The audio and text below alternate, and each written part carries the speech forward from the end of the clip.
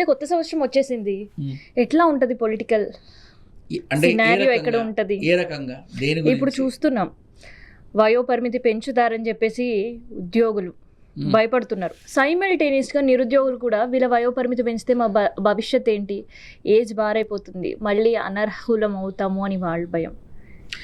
అంటే ఇక్కడ ప్రభుత్వాల గురించి చెప్పాలంటే మాత్రం ఈ సంవత్సరం నవంబర్ తర్వాత ఆంధ్ర కూటమి ప్రభుత్వానికి కొంత కష్టకాలం అనేది కొంత కష్టకాలం ఉంది. అంటే కొన్ని విషయాల పరంగా కానీ, అంశాల పరంగా కానీ, పథకాల పరంగా కానీ కొంత హితమిద్దంగా కింద మీద అయ్యే అవకాశం ఉంటుంది. అది కొంచెం నెగిటివిటీకి ఆస్కారం ఉండేలా ఉంటుంది. ఏపీలో ఖచ్చితంగా ఉంటుంది. కొంతమంది నాయకులు వాళ్ళ స్వార్థపూరితమైన ఆలోచనలతో కొంచెం మార్పులు చేర్పులు జరిగే అవకాశం ఉంటుంది. తెలంగాణలో మాత్రం ఇంకొక 2 monthsలో రేవంత్ రెడ్డి మరింత బలోపేతం అవుతారు, అందులో అనుమానం లేదు. ఇది ప్రభుత్వం దీన్ని కదిలించడం ఇప్పుడు ఎవరి వల్ల కాదు. ఎలక్షన్ వరకు దీన్ని కదిలించడం ఎవరి వల్ల కాదు. చాలా మంది ఏంటంటే సీఎం కూడా మారుతారు అని అంటున్నారు. 2 months దాటితే అసలు రేవంత్ రెడ్డి గారిని పట్టుకోవడం ఎవరి వల్ల కాదు. అంతే, ఈ 2 months కొంచెం క్లిష్టకాలం అంతే, ఏ ఉండదమ్మా. అయిపోయింది ఆల్మోస్ట్ వరస్ట్ పీరియడ్ అంతా గడచిన 14 నెలలే అయిపోయింది. నేను అప్పుడే చెప్పా, నెలకు ఇష్యూ చొప్పున 16 నెలల పాటు తలకాయ నొప్పులు విపరీతంగా ఉంటాయని చెప్పా. అన్నట్టుగా ఒక్కొక్క నెల ఒక్కొక్క తలకాయ నొప్పితో మోర్ దాన్ 150 times తిరిగిన ఆశ్చర్యం లేదు ఢిల్లీకి అని చెప్పా. ఐ డోంట్ నో, అది చాలామంది నాకు చెప్పారు.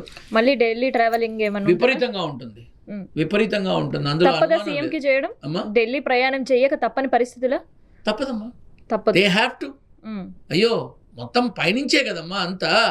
రాష్ట్ర ప్రభుత్వంలో ఉన్నటువంటి total team of our CM Revanth Reddy గారి టీం అంతా కూడా క్రమశిక్షణ విధానంలో హైకమాండ్ వాడు చెప్పిన దాన్ని తూచా తప్పకుండా ఆచరిస్తూ ముందుకెడతారు తప్ప వాళ్ళు స్వయం నిర్ణయాలు తీసుకోరు. వాళ్ళు స్వయం నిర్ణయాలు ఉండవు. We have to accept it. ఇది నిజం, అందరికీ తెలిసిన విషయమే. నేను చెప్పి చచ్చేది ఉంది, హైకమాండ్ వారి యొక్క ఆదేశాలతోనే ఏ ఒక్కటి జరిగినా జరుగుతాయి. అంతేనా? ఖచ్చితంగా జరుగుతాయి. ఇక్కడ తను ఎప్పుడూ కూడా తాను హైకమాండ్కు విరుద్ధంగా తన నిర్ణయం అనేది ఏ రోజు తీసుకోలేదు, ఏ రోజు అటువంటి అడుగు వెయ్యలేదు. అయితే ఇప్పుడు రేవంత్ రెడ్డి ఢిల్లీకి తిరగక తప్పదన్నారు. తప్పదమ్మా. ఎలక్షన్స్, మళ్ళీ బై ఎలక్షన్స్ వచ్చే అవకాశం ఉంటుందా తెలంగాణలో? ఉండే అవకాశం ఉంది. ఖైరతాబాద్ మాత్రం కొంచెం ఈసారి బై ఎలక్షన్ వచ్చిందంటే మాత్రం ఖైరతాబాద్లో ఇంకొక రకంగా ఉండబోయే అవకాశం ఉంది. ఇంకొక రకమైంది దానం నాగేందర్ నేనే సిద్ధంగా ఉంటా మళ్ళీ. ఇప్పుడు పీజేఆర్ తరపు నుంచి ఉంటారు, దానం నుంచి ఉంటారు, మహామహులు ఎంటర్ అవుతారు. అప్పుడు నేను మీకు గుర్తుంటే అప్పుడు నన్ను పిలవండి, ఎవరు వస్తారు, ఏ జూబ్లీస్ గురించి ఎలా చెప్పానో దాని గురించి కూడా అలానే చెప్తాను నేను. దానం నాగేందర్ రాజకీయ భవిష్యత్ ఎట్లా ఉండదు? కొంత ఇబ్బంది సమయం నడుస్తోందమ్మా. తన ఆరోగ్యం కూడా చూసుకోవాల్సిన అవసరం ఉంది ఇప్పుడు. తన ఆరోగ్యం ఒకటి, రాజకీయపరమైన అడుగులు ఒకటి ఆచితూచి వేస్తే చాలా మంచిది.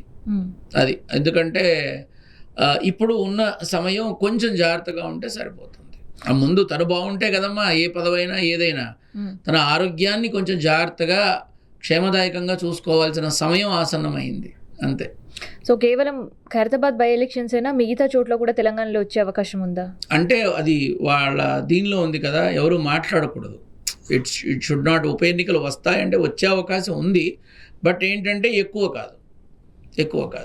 అది నోటిఫికేషన్ వచ్చినప్పుడు గుర్తుంటే అడగండి, అప్పుడు చెప్తాను నేను.